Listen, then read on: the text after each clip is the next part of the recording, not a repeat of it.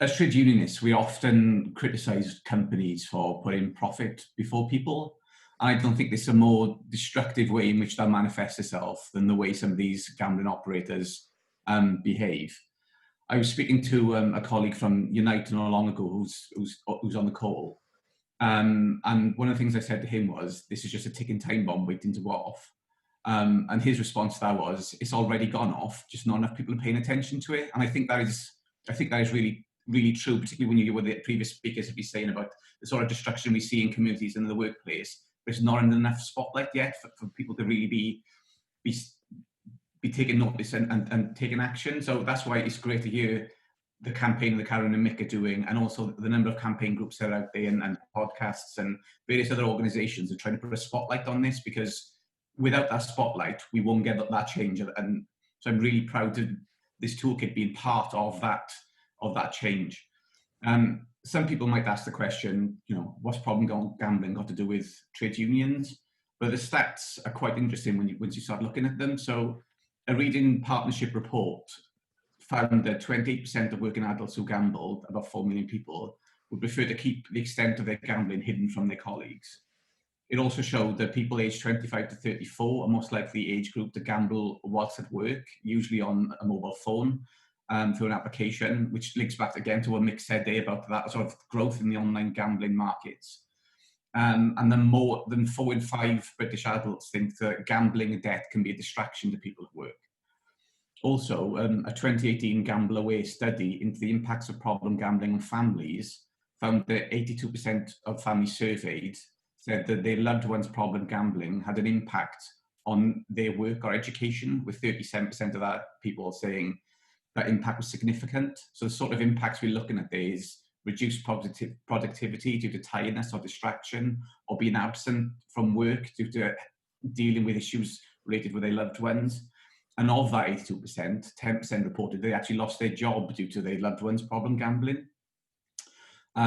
Sadly, we also see almost on a daily basis now, and funny enough, I saw another story again this morning in the media of people who are now facing custodial sentences from thefts from their employer for gambling. So the aim of this toolkit, and our work on this in general, is to create a more understanding environment in the workplace. Trade union reps are our trusted friends in the workplace, someone we turn to in our time of need. So hopefully giving them this information through this toolkit will enable them to know where to signpost people. So for example, to people like Ara, who are up next, and also be able to raise issues with employers so individuals can be supported through their journey rather than punished. So this is genuinely about trying to make a difference at a workplace level for people. Again, we've touched on this, the previous two speakers have touched on this, about one of the issues that people don't want to talk about their gambling is because of the stigma that surrounds it.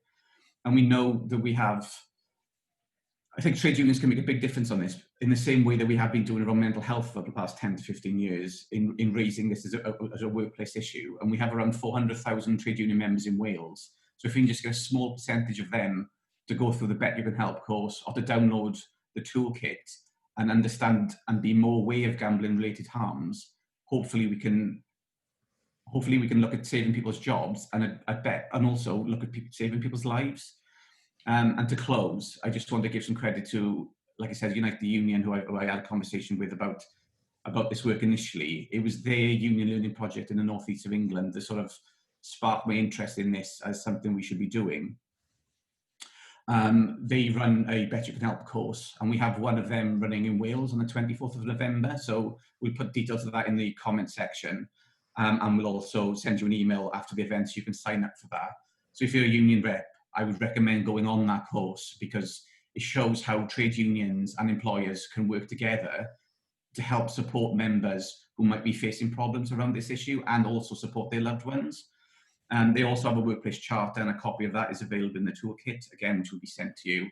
And that sets out how a employer, again, and the union can make this part of the health and well-being agenda, the health and well-being agenda within their workplace. So this toolkit is a useful first step, really, on a long road of work that we can do around, like I said, charters, raising awareness, but mainly it's about reducing that stigma and having conversations in the workplace and letting people know that they haven't got to deal with this on their own. There are support services out there they can refer to, and they're not alone, which is the mantra of a trade union movement. Really, we are a collective, and we are together.